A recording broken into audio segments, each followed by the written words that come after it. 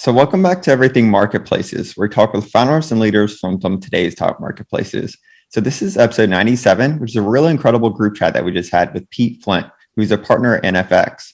So NFX is a leading pre-seed and seed stage fund that focuses on marketplaces and has invested in the likes of DoorDash, Lyft, Poshmark, Outdoorsy, and many more. So part of NFX, Pete was also the founder and CEO of Trulia, which IPO'ed and merged with Zillow. So Pete has some really incredible operator and investor experience and is a top mind in the world of marketplaces.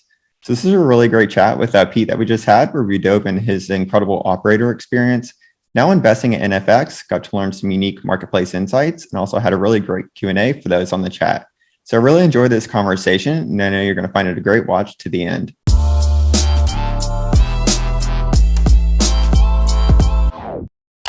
So Pete, welcome to the group chat. And as I mentioned right before we started recording, you're one of the most requested group chat guests since we first started the community. So, this is a real treat to have you join us here today. And I first off want to start by saying, huge thanks for taking the time to do so in advance.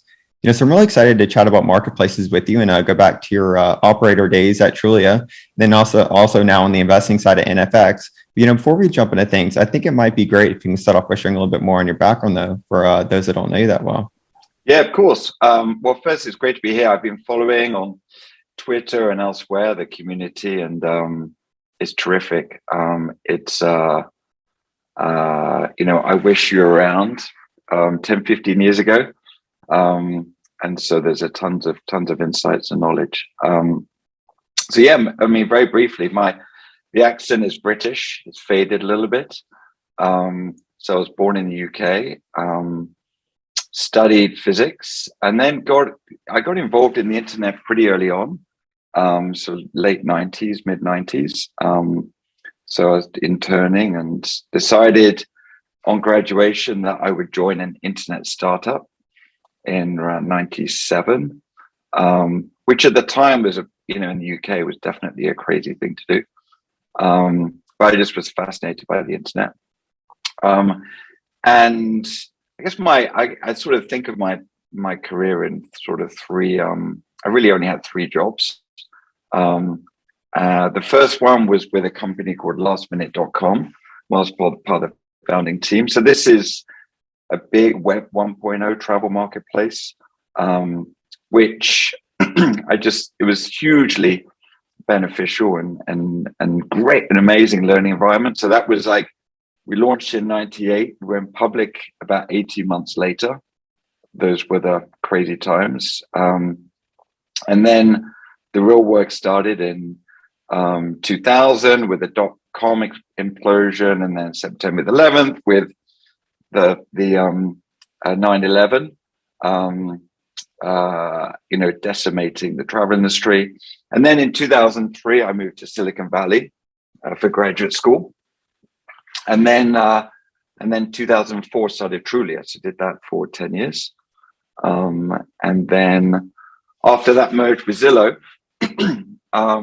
teamed up with James and Gigi, and now Morgan and Omri to get NFX going. So that's been my third job, I guess. So, and they all are around network effects. That's the kind of two big marketplaces,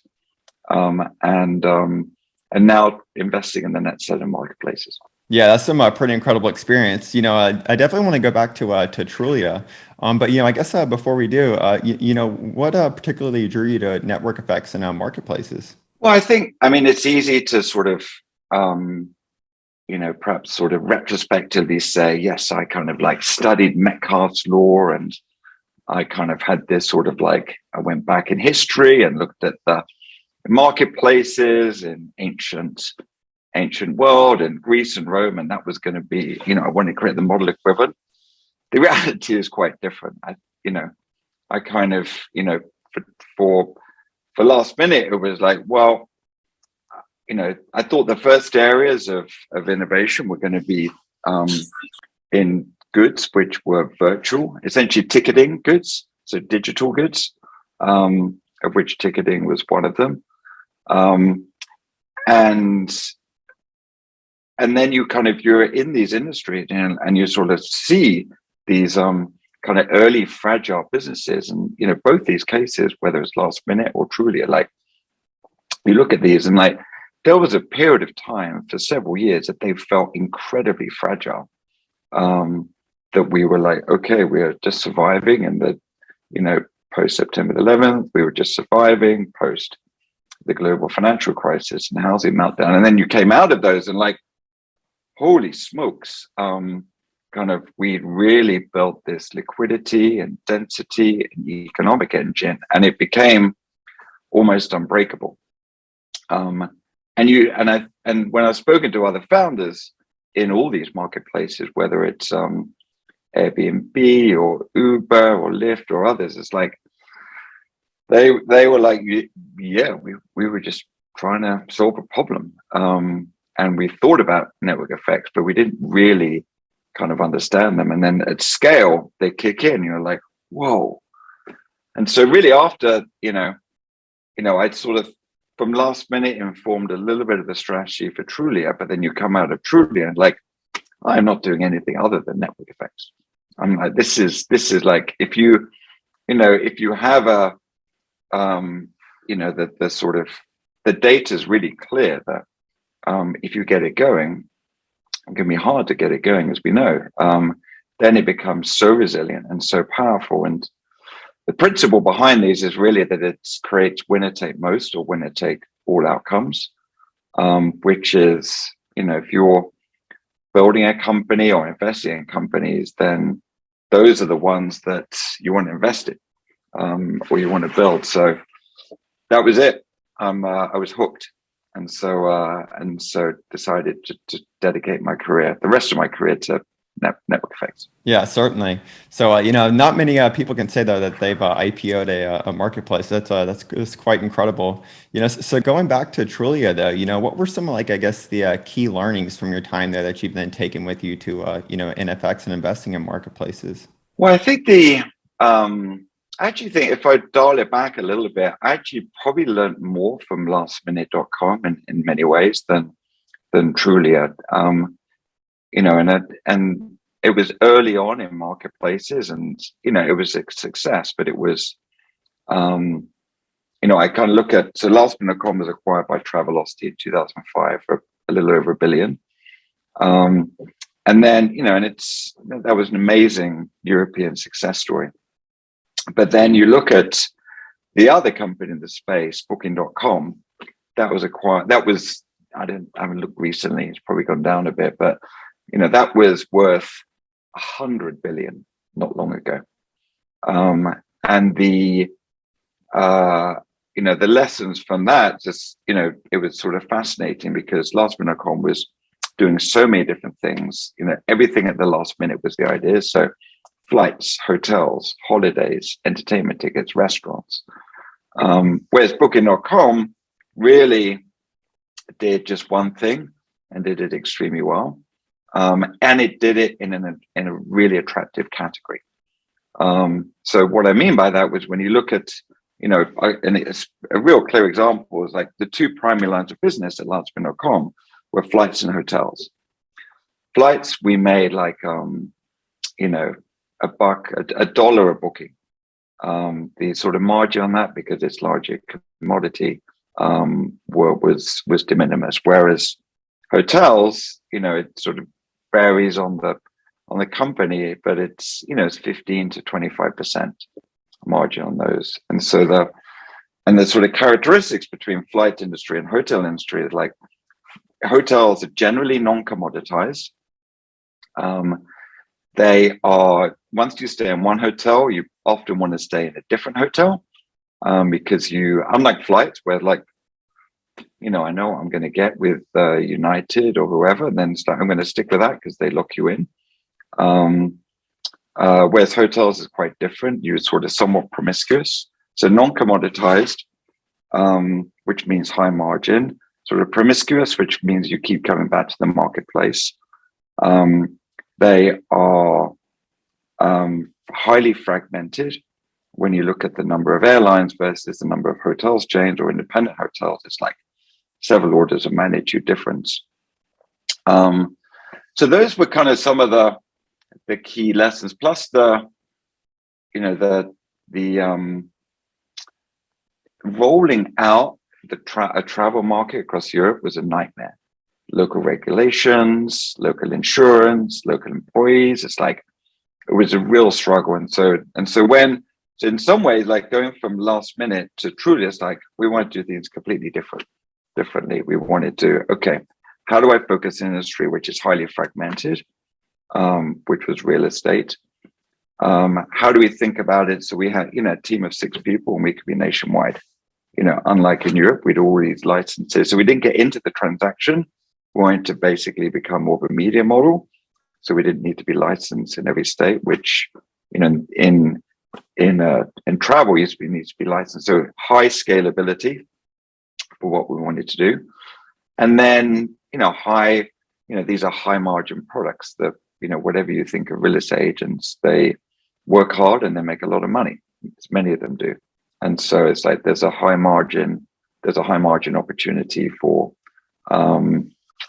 in this category. So that was a little bit of the kind of background, plus a million other learnings through that process. The other thing to note is that my role at Last Minute was, you'd probably call it today kind of head of growth. So I was the person that was responsible for growth at Last Minute. And that was just an incredible training, because you look at these marketplaces and the stuff that we like to invest in are those that really have figured out the growth mechanics of the business. And so I'm a student of growth. It's what I spend my kind of like when I wasn't CEOing, I was like the head of growth at Trulia. And so I'd be obsessed with that on the supply side and the demand side. And the thing that we really look for is just what is the novel approach to growth, both on the supply and demand side. And that's just critical component of what I look for, and then also somewhat what we can help with as well, because we have some expertise in that area. Yeah, that's really great. So thanks for sharing more with us on that. So I'm sure we could talk about that for quite some time, as far as Trulia and whatnot too. But as you did mention, what you look for right now at kind of NFX. I'd love to jump into that and talk about maybe I guess start with overview of NFX, and then what you look for as far as in marketplaces that you invest in. Sure. So NFX stands for network effects, if you hadn't figured that out. So we're focused at the seed stage. So that's everything from pre-seed to regular seed to big seeds. We just really like this seed stage because it's fundamentally about finding product market fit. We're comfortable with some ambiguity around the business. We've invested in 2 founders in a garage to a team of 20 people with hundreds to millions of dollars of revenue a year. And the stuff that kind of sets us apart is that we are exclusively focused at the seed stage. If you want to work with NFX, your only shot is pre-seed or seed. We don't we'd like to think of ourselves as high conviction. We're kind of in at the earliest stage, or we're out. We don't track you and say maybe next round. We really like that high conviction.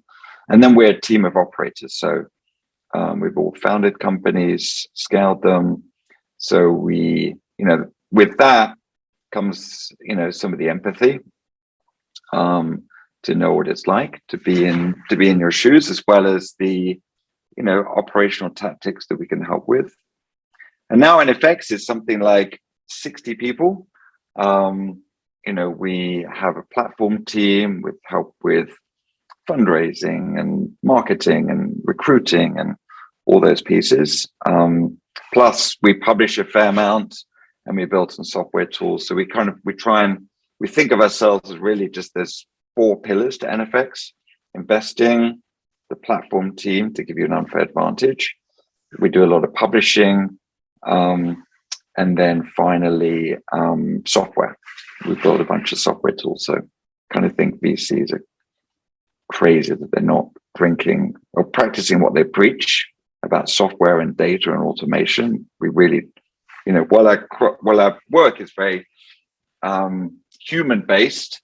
We really have a software platform that we use internally and some software tools externally. So things like signal.nfx.com is one where you can find help to matchmake you with particular investors. And then another one is called BriefLink, which is kind of DocSend for fundraising. So a specific tool for fundraising. Yeah, so someone actually just shared a BriefLink in the community the other day, and Signal shared quite a bit too. So definitely awesome. have a lot of users here in the community with some of the marketplace founders. So you did mention, pre-seed and seed stage. So, like what does that kind of look like today as far as, with like the landscape is, as far as, your check size and kind of valuations? I mean, who knows? I mean, it's a weird time right now. So we all know it, right? So I can sort of, and I think the last 6 months were kind of, a bit frothy, but I think it's sort of, pre-seeds are typically, certainly less than, I'd say around sort of 1.5 million, maybe 2. Anything from 500K to sort of 2 million. And then seeds are, anywhere from sort of 2 million to 5 million. I think that's probably the kind of like, and that's where we typically go. We sometimes go higher, sometimes go lower, but that's the kind of thing for us. And so we take an active role in companies. So we're not like I said, we're really a high conviction seed investor. So we don't say, okay, here's a small check, we'll catch up, in the next round. We generally are sort of all in, all or nothing at that investment. Are you guys a lead and take a board seat, or? Yeah, we lead or co-lead every deal. So we're very, and it's the board seat is sort of less of a kind of a strict requirement, but it's, some founders like, well, let's just keep things casual. Others like, no, I really want a structured board and you want it. So we're, it's really, we don't look for board seats to have control. You don't really have control, but it's more just a way to be most helpful to the company and stay in the loop about what the company is doing and how it can be most helpful. So you did mention as far as the past 6 months, as far as kind of being a little bit crazy right now, with the market. So you've been through a time period with Trulia in the past, 2008. And quite the time to be building a marketplace kind of in the housing market. So I'd love to chat about kind of given everything going on like today, and kind of some of the factors, like how you kind of think through in there, maybe even talking with some of your portfolio company founders on how to think through what we're going through. Yeah, I mean, it's sort of been drifting down for the last 4 months, and it feels in the last couple of weeks it's kind of like, okay, yeah, no, this is not a sort of like negative sentiment. This is sort of negative reality. The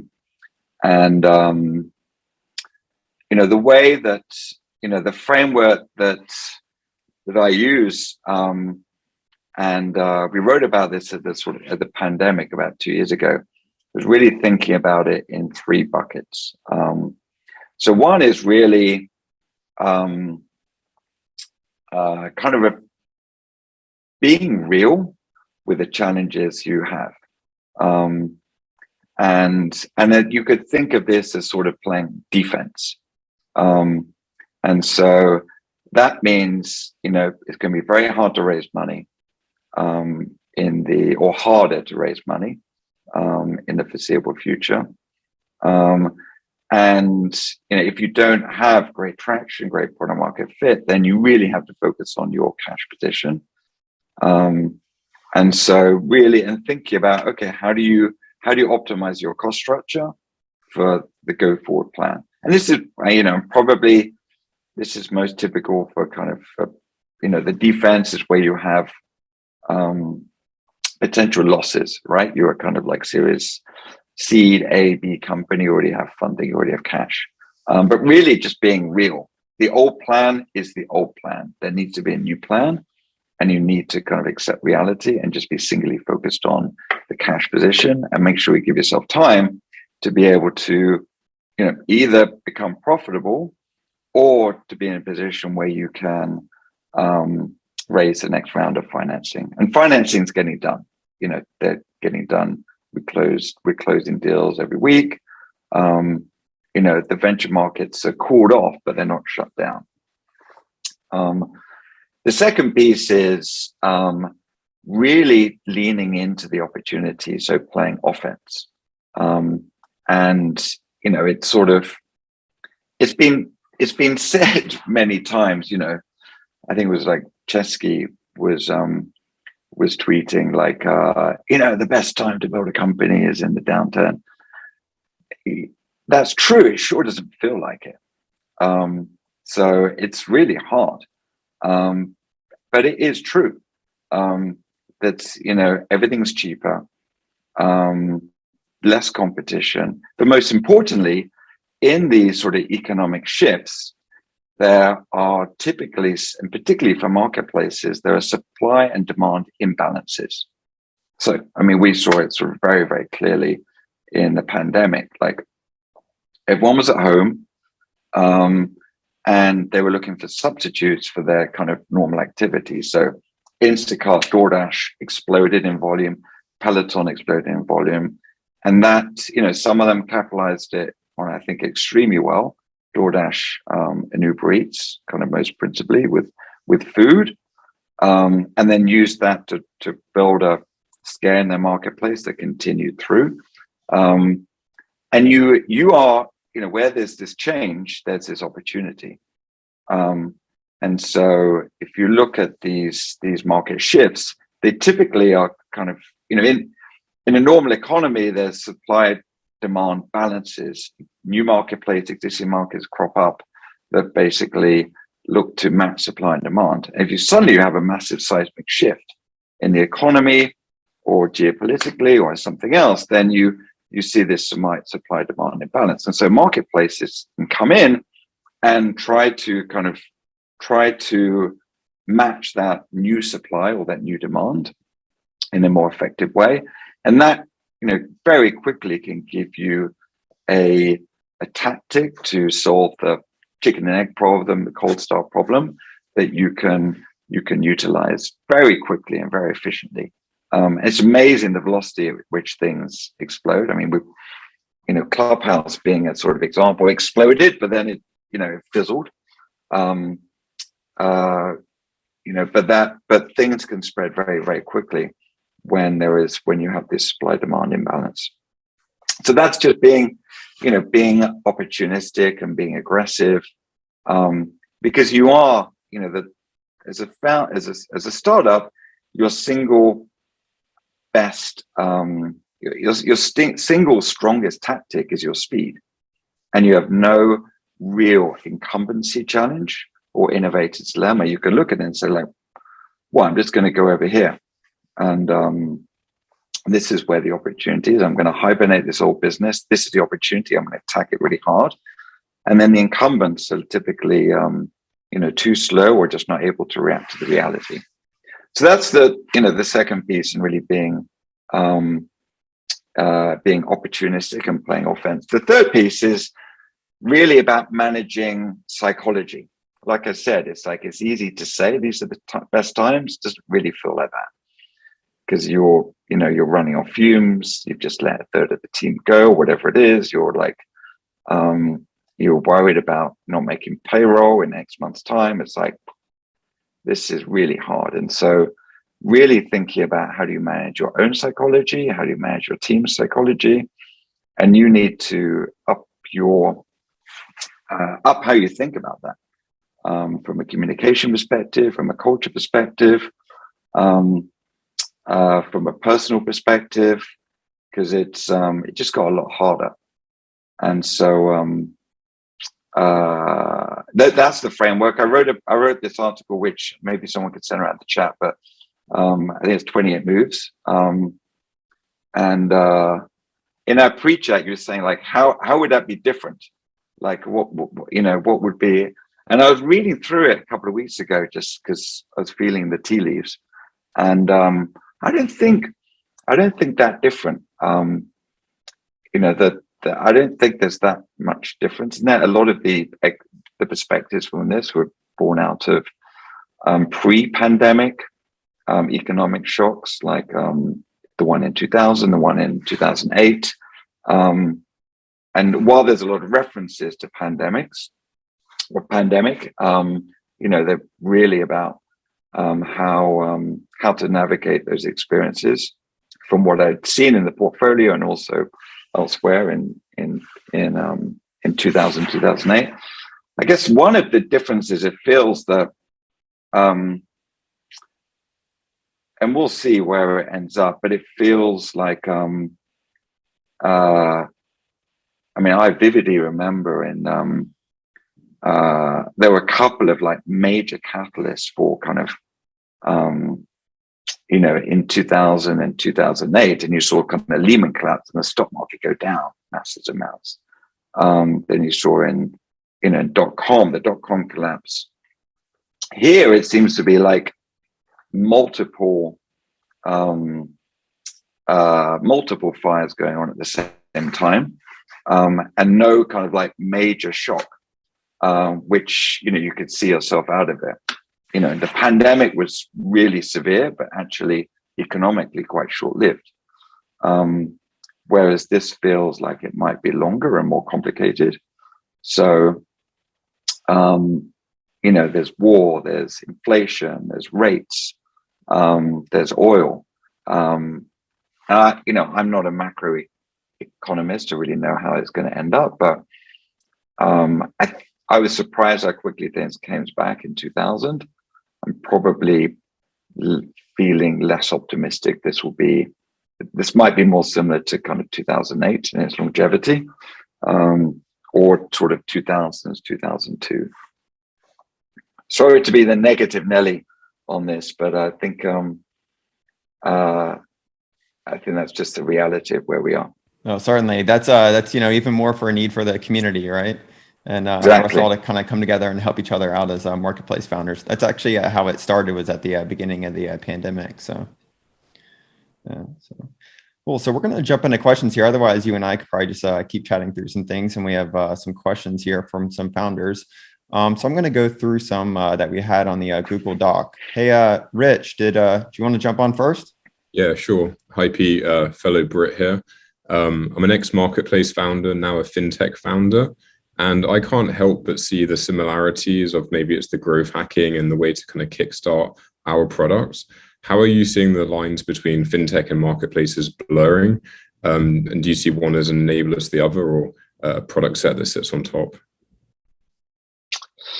Yeah, good question. I think, we've written about our thesis around fintech-enabled marketplaces. And so, some people call it embedded fintech.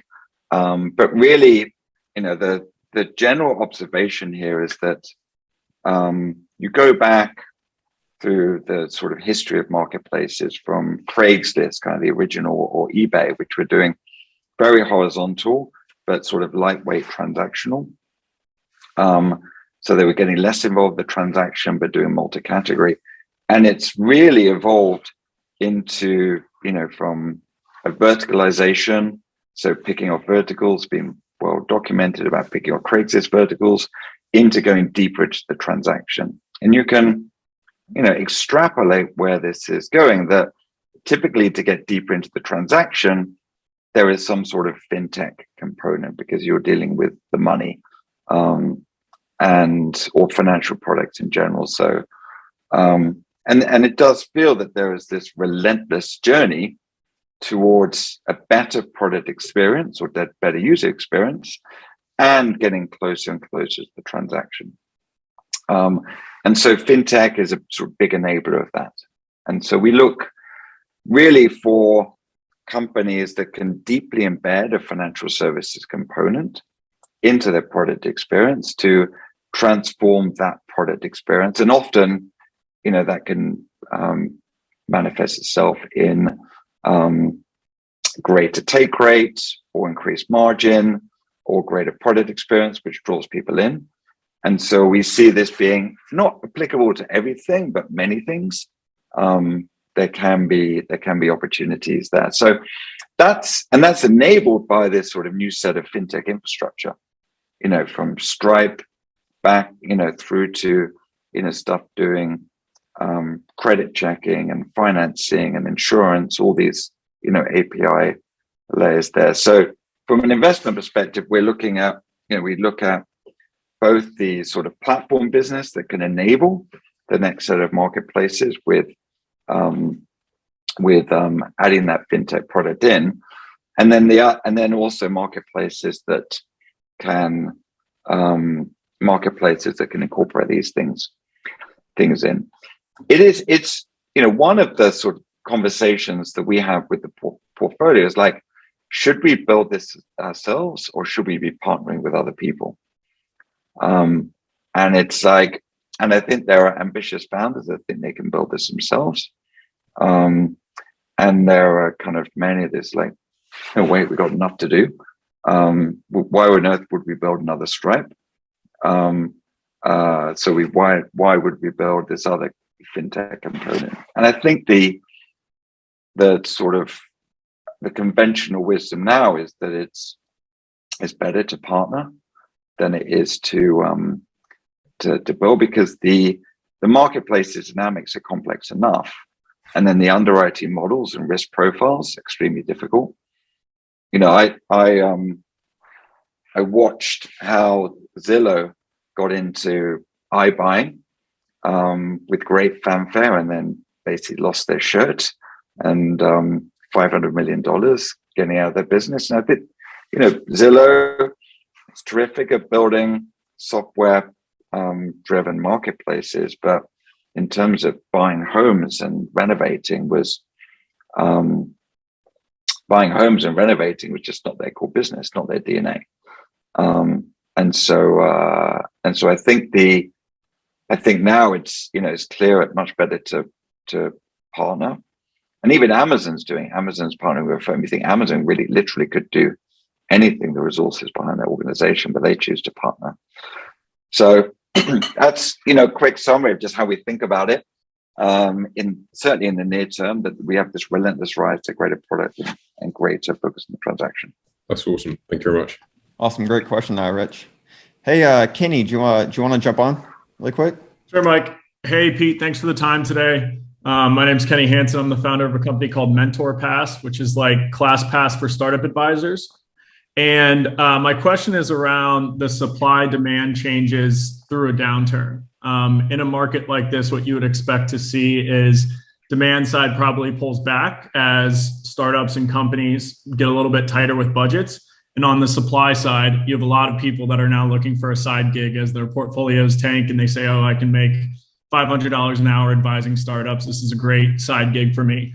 I'm wondering if you have any specific tactics or strategies that you've seen be effective in managing that supply demand shift with an economic downturn.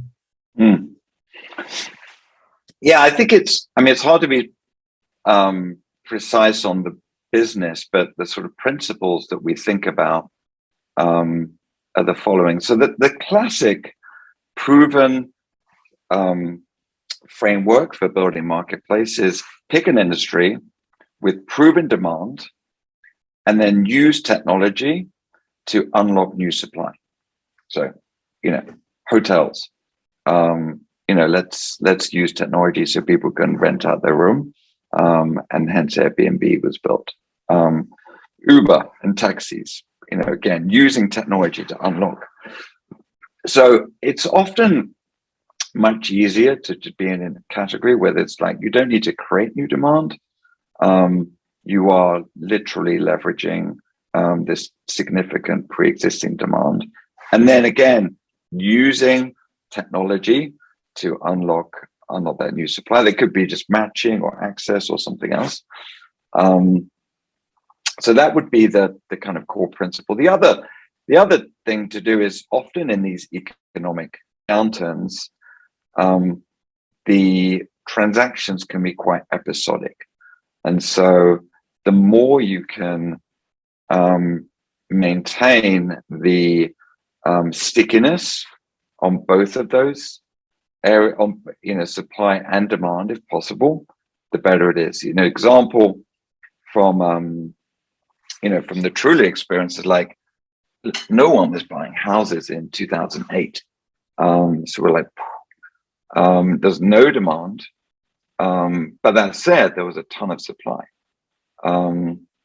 So the tactics for us was like, okay, on the one hand, on the supply side, we would integrate into the databases, the MLSs of the real estate industry and get, near real-time feeds of their inventory. So they were desperate to find incremental marketing channels at low cost. We said, well, here's a platform, just upload your feed and we'll market it to our millions of users for free. You can buy some premium products, sure, but basically and once it's integrated, they're not coming off because it's free, and the homeowners will hate it and the agents will hate it. So we integrated the database, and that was incredibly sticky. And then on the demand side, sure, people weren't buying, but they were looking.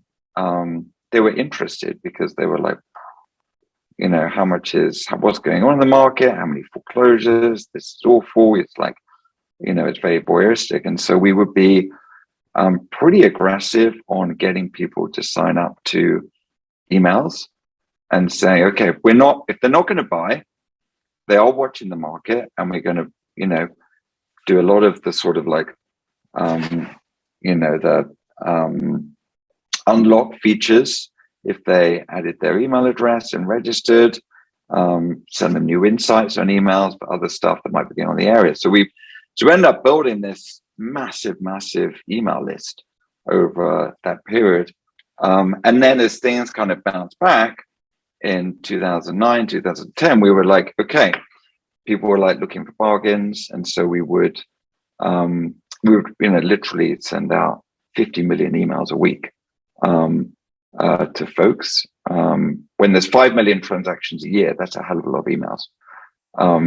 And so we were able to basically, so thinking about, you're in these lock up supply, try to lock up demand, and try to basically be front of mind when things do come back.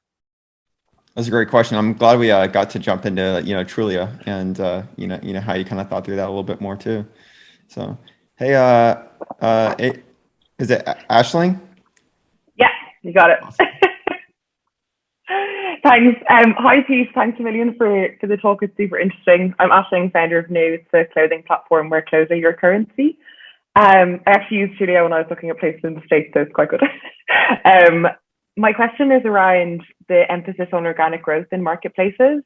As a fashion company, there's kind of a lot of competitiveness in the market. We need to put ourselves forward on the consumer side against brands who do a lot of paid marketing. But I kind of find that when you're building a marketplace, there's almost like a bias towards not spending on paid marketing. So I'd just be interested to hear what you think about how marketplaces can grow best, especially when kind of viral growth is something that can almost be paid for these days. Yeah, good question. I think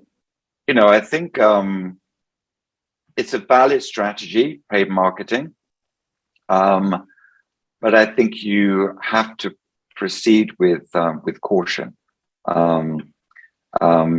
because it, generally the way that all the auction-based algorithms work is the more you want to spend, the more expensive it gets at scale. So there's a danger that you get hooked on something that doesn't have volume advantages, it has volume disadvantages. And so it can be dangerous, but it also can be expensive to get going. That said, there are countless examples where people have used paid marketing to build liquidity and scale very efficiently, and more often than not, they've done it by leveraging underpriced platforms. So there are countless examples back, 15 years ago when Google was getting going, it was like their auction marketplace was fairly illiquid. So smart people would come in. eBay and Amazon were excellent at this. They would just go in and sort of and be a large participant in the marketplace and actually find really cheap inventory and acquire traffic that way. Similarly in Facebook, 2009, 2010, a bunch of companies just went, okay, we're going to be triple down on Facebook. And then, similarly now, I'm sure there's a bunch of channels which like you can look at and say like, this is a fast growing, relatively immature ad platform. They're looking for advertisers to come in.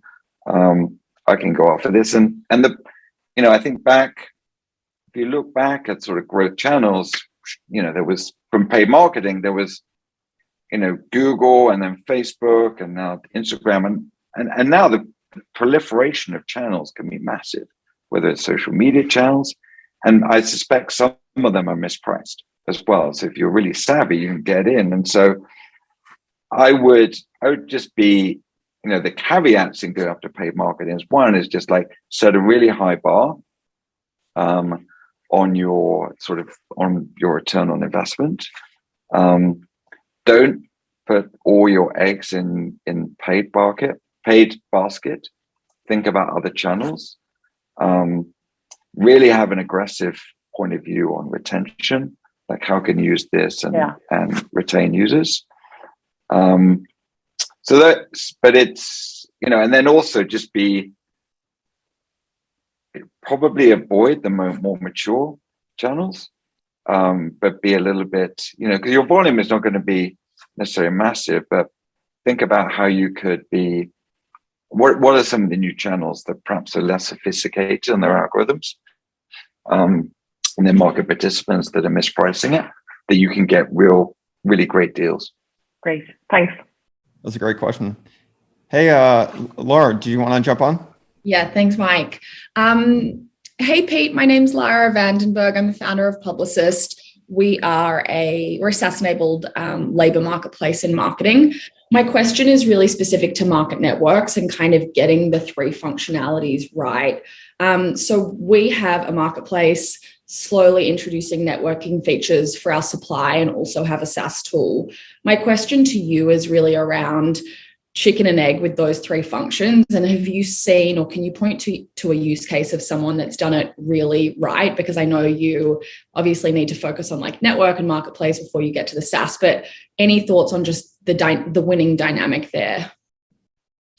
Yeah, I think that's a good question. I think where we see, I actually would say the SaaS component is increasingly critical. I think you kind of, it's standard marketplace playbook to really go after like, how can you have embedded SaaS to build scale that enables liquidity in the marketplace and then overlay networking on top.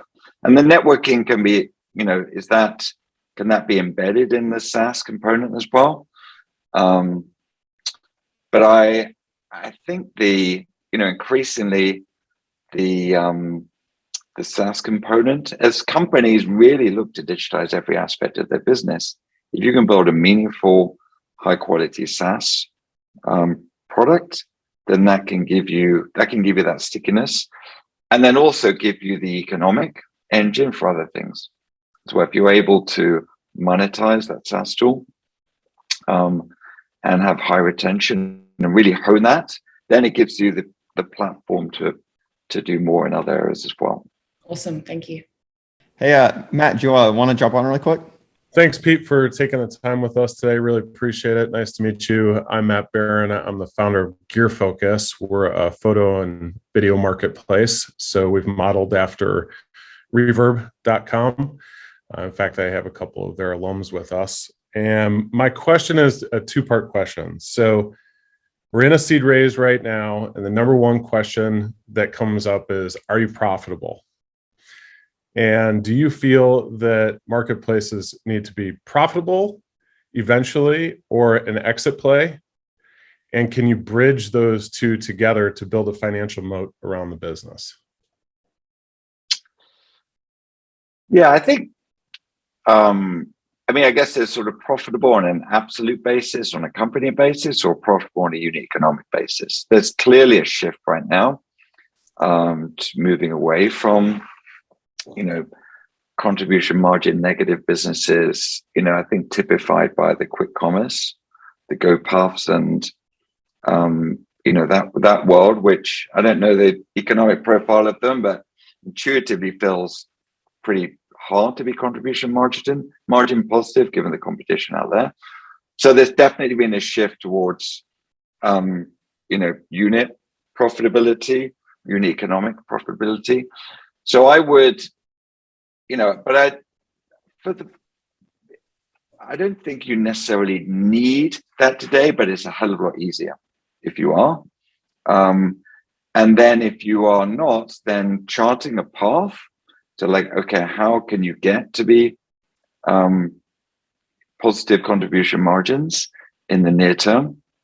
Because these things are not, and there's a lot of accounting in here, which some investors are more or less sophisticated and some founders are more or less sophisticated. So do you include all your absolute sales costs and marketing costs in this and servicing costs of your supply and demand? Some do, some don't. So it's a little bit, it can be hard to really dig into it. The number one question is not really about can you be profitable? The number one question should be is, can you be number one in a enormous market? And as a marketplace investor, I'm not interested in partnering with founders that have a profitable small business. Interested in partnering with founders that build a category-defining big business. And as you know, the definition of network effects, the more people use a product or service, the better it gets for other people the better that product experience gets for other users. If you are not number one, then it's practically, it's very, very hard. You mean number one or number two, Uber and Lyft coexist just fine. But number three is kind of non-existent. And so can you be a market leader? And your market doesn't need to be huge. But as long as you are number one in a modestly sized market, that's most interesting. Excellent. Thank you so much. I'll be unpacking that for a while. Thank you. Good luck. Awesome. I love it. Hey, Pete, I actually have a question for you myself on that. So are there a few kind of questions, maybe 1 to 3 questions that you have to kind of evaluate, can this founder build a category defining marketplace? Yeah. So one of them is what do you know that other people don't know? And, this stands from the kind of the observation that most successful startups are somewhat contrarian and right. And there's a lot written about this stuff on the web. So really for you to be a breakout success, you need to think differently from other people or have an insight that not many people have. And so that's fundamental to starting a successful business. The other component which is critical is my background is really on growth side of marketplaces. So how do you unlock that and attract supply and demand? And what is the novel tactics and how does that really work? And really it's both. It's sure you can say it's proven demand, but I need to get supply. It's sure, but you still need to attract demand. You still need to be really, really good at demand. You don't want to manufacture demand, but you need to tap into that demand. So really thinking about the real granular details around growth hacking or not growth hacking, but growth marketing and really that supply demand acquisition. And then probably the third thing to really build an enduring company is the team and culture. Who you're going to hire next? with this raise, talk about the team, what's missing, what's important, why is that what you need, setting a high bar for people you hire, being thoughtful about the culture and foundation. Time and time again, we see that the correlation between founders recruiting really great people post we've invested correlates with significant long-term success. And so very simply, like, who are you going to hire? Give me some LinkedIn profiles. Like, who, what kind of profile are you looking for? Like, why is that? Who's next? And if they, have impressive people that they're talking to, then, that's a great predictor as well. That's great. That's probably going to I'll have to make a highlight clip for that and post it in the community for founders. Okay. So that's awesome. Cool. So we're going to try to get in one more question if we can. Hey, Maxine, do you want to jump on? Thank you. Thank you so much for your talk. My name is Maxine. I am unlocking a new category, which I'm calling knowledge commerce for the masses. And my question loops back to your general insight on where the economy is going, that you think it's going to turn down, while being an investor in marketplaces that can unlock a lot of value really fast.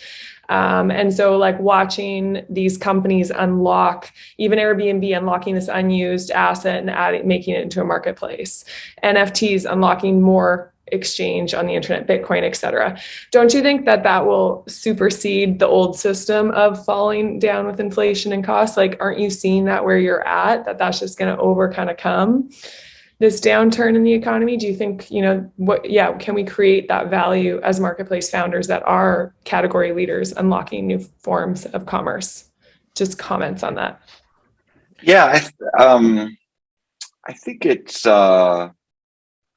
I think there's certainly something there. I mean, you see what in downturns, people will kind of shift from fixed labor cost to variable labor cost. So they often kind of reduce some external spend, but also will kind of find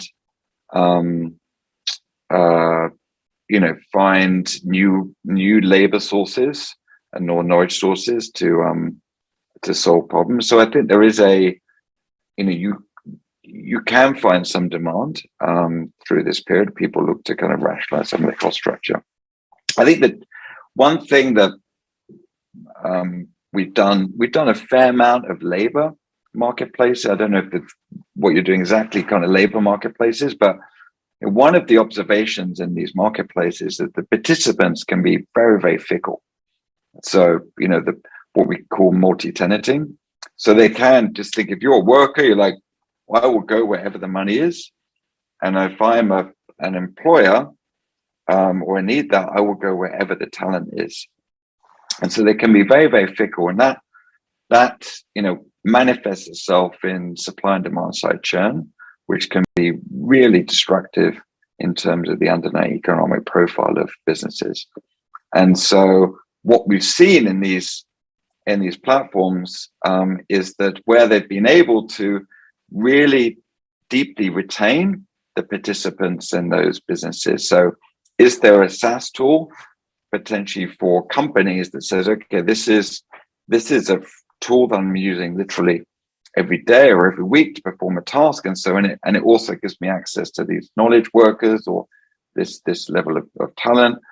Similarly, is there something for the workers themselves that enables them to build a sticky presence, deep profiling, skills, ongoing training, knowledge management or skill development. So really, I think that the matching is great, and that's probably the economic engine. But if you don't have the really sticky tools on both sides, then it's really hard to build a profitable marketplace in that kind of area. I don't understand the business fully, but just generally speaking about this kind of labor and talent marketplaces. Awesome. Thanks. That's a great kind of question to wrap things up. So Pete, wow, this is a really great chat. So, I definitely once again want to say thanks for taking the time to join us here. It was really awesome. I did have a question I wanted to kind of wrap things up with, which was, what do you think that we'll be talking about in the next few years for the world of marketplaces? I'm still sort of calibrating the what's going on in the economy. I think some of the kind of more, some of the probably more interesting stuff is like, how is a Web3 technology is going to be embedded into marketplaces. There's, when you think about this sort of transition from horizontal marketplaces, vertical transaction, and then financial, and then ownership, I think it's going to be very interesting how kind of Web3 technologies permeate marketplaces. So that seems an obvious evolution. So I'd say that will be a key component of whatever happens in future marketplaces. And it's remarkable, right? There's not just transactional side of things. There's how do you incorporate smart contracts, token economy, both the Kickstart marketplaces and then reward participants. That's probably the single biggest thing we'll be chatting about in the next 5-10 years. Yeah, certainly. We actually have a dedicated Web3 and NFT kind of marketplace space, and we've had the founder of Brain Trust, and then we've had some OpenSea on also. So great, those are great, fascinating case studies. Certainly. And now is probably the time, when things are a little bit down. Some of this stuff might not be funded, but that they will come out in a very, very strong position, I suspect, when this is all over. Yeah, thanks again for taking time to join us. So, and also too, I'll share links to to you on Twitter and some of your awesome posts here in the community and on the recording in this too. So, awesome. Awesome. Good luck. Thanks, Pete. Thanks everyone for joining in and the great questions.